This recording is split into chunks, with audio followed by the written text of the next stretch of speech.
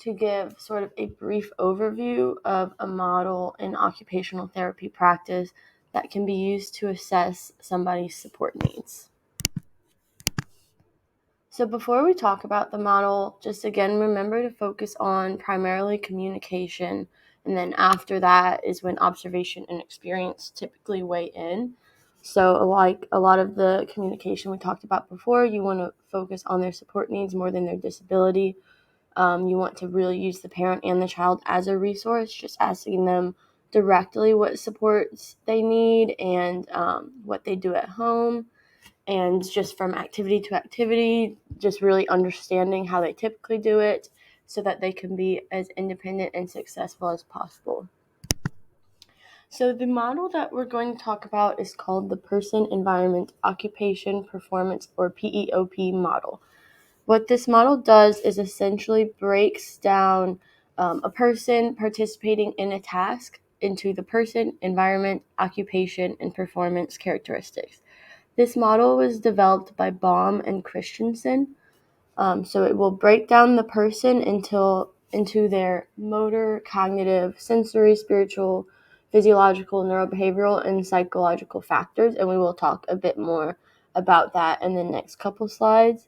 It encourages you to consider the environment in which a person is participating in an occupation for its cultural, social, societal, and physical factors. The occupation is the actual activity or task and roles of the person. So whether it be daily activities like getting dressed and going to the bathroom, or specific activities like in a camp setting, playing a certain sport, or participating in art activities, things like that. And then ultimately, you're modifying each of these factors to facilitate the optimal performance, participation, and well-being of that person. So we're just going to talk about 3 examples applying the PEOP model so that you can have some understanding of how you would use this model when sort of assessing the person and the activity and trying to understand what modifications and supports may be helpful. So the first example is a child with ADHD participating in story time. So first we can think about the occupation of story time. In this case is we're going to think about what it requires. So for story time, the child will need to remain seated for an extended period of time and maintain attention. So when you're assessing the person, you think about the factors that would be directly related to this occupation and may have an effect on their participation or performance in this occupation. So for a child with ADHD, they may have difficulty with attention that would cause this occupation to be difficult. So you could, due to that difficulty, you could think of what you can modify to alleviate that. So if a child has difficulty with attention, you may be able to provide them fidget tools or dynamic seating that kind of gives them that feedback that they're looking for in order to hold their attention.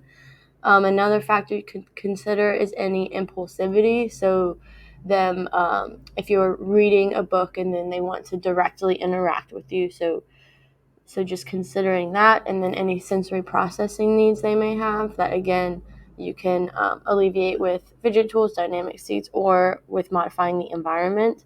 And then another important factor that would apply here is the child's intrinsic motivations. So, and for that one, you would really just want to choose a book that would be interesting to all children so that it's easier for them to maintain attention and go through that task. And we did talk about, when we talked about ADHD, about giving short breaks and chunking activities. So in this case, you just really wouldn't want to make this activity last a long time. You could kind of break it up into reading for a bit and then having time to move around and then reading a bit more, or however you want to do that, just not making it a long task that is difficult to pay attention to. And then in this case, environmental factors that we would consider are the expected behaviors, which fall under the cultural environment. So in this environment, the expected behavior is to sit and listen quietly. You also want to consider the physical sensory environment, which we briefly talked about before, but you really want to think about in the setting that you're going to be reading this book, what are the auditory and visual stimuli like? What other possible distractions might there be that you could modify to make the task easier for all the children involved to participate in? And then again, for the built environment, use of tools and props, that falls again under using fidget tools, dynamic seating that gives that input. You could also have find somewhere that has swings and hammocks. You could use a weighted vest or blanket or a lap buddy, just different things that you can use to help children hold their attention and participate as well as possible in that certain task. Our next example is a child with cerebral palsy eating lunch.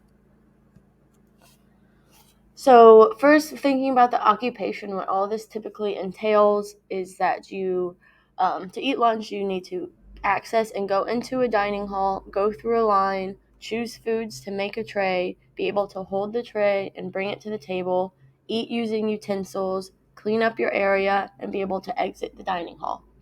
So of course, every single person is different, but a child with cerebral palsy may have difficulty with range of motion and coordination, especially within their hands or their fine motor skills. So being able to manipulate utensils. So a modification you can make already off the bat, thinking with that, which of course you don't want to make that modification if they don't need it, is built up utensils could make that task easier and help maximize their performance in that activity. You want to consider each child's mobility, so any difficulty they may have getting into the lunchroom, going through line, and being able to hold that tray and get to the table.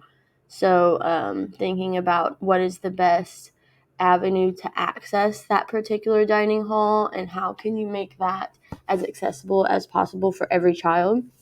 You can think about the sensory processing of that particular child, like similar to the story time, just helping them maintain attention to their task of eating and not getting distracted, just giving them any supports they may need for that. And then you could consider also psychological factors. If someone has difficulty with eating and manipulating utensils, they may have some apprehension to eating with peers or fear of being judged for their ability to do that. So you really want to understand the person and understand all the factors that would be related to that particular task. For this example, for the environment, again, you want to consider the accessibility of the environment, and then you consider the societal factors for this part. The social component is that child communicating with the people and that are serving the lunch, and they need to be able to communicate with them. Consider what all is needed to get the lunch tray to the table. If the child has an assistive device, you want to make sure that there is room for that assistive device to be placed safely. And then to maximize their ability to manipulate utensils and eat their food as independently as possible, you would want supportive and ergonomic seating so that they have that room and are just facilitating the task as much as possible. So you can also consider the height from the seat to the table, and then again, the social aspect of interaction with peers while at lunch. And these are just a few examples of how you could break down these tasks, but of course there are many other things that you could consider, but just using this model to consider what a certain occupation entails before getting into it so that you know how you can modify the environment and provide supports to that child. Okay, our third and final example is a child with spina bifida participating in sports. So in this particular example, I'm assuming that the child has very minimal use of their legs, so very difficult, has difficulty mobilizing, and maybe uses a wheelchair. So this is just kind of general sports, but if we think about sports that are played in camps and programs like volleyball, soccer, things like that, so you want to think of what is required for that particular sport. And then we're going to break down, think of the factors of the person. So what is their mobility and coordination like? What motivations do they have to participate in particular sports? Is there a certain sport that they like more than others that you could modify that so that they're able to participate with their peers? And then what sort of psychological outlook do they have on participating with their peers? And then with the environment, the biggest one is the accessibility. So how can you modify that task and the environment to maximize their participation? That you have to think about the space design and equipment being used so that there's adequate space and the child has the supports they need without isolating them because they're using different supports than everyone else. So you want everyone to be really participating in the activity in the same or similar ways. So a couple specific examples of this. We talked about in previous videos playing sit-down volleyball where everybody's sitting on either side of the court. So you're still playing volleyball, but it just kind of adds another component and can still make it fun. If kids want to play soccer, you could make it sort of more of a human foosball where everybody's sitting and pushing the ball towards the goals. Scooter board activities could be another option where the children are on scooter boards, so they're not necessarily using their legs, but they're pulling themselves around the area, and there's lots of activities that you can do on scooter boards. You could still play red light, green light. We talked about previously archery, where you have the option to sit or stand, but this is, again, for adapted activities. If you check out the supplementary materials tab, there's a PDF with a lot of good examples of adapted activities. But so these were just 3 examples we ran through applying the PEOP model. Hopefully that kind of gives you an idea of how you can apply it further.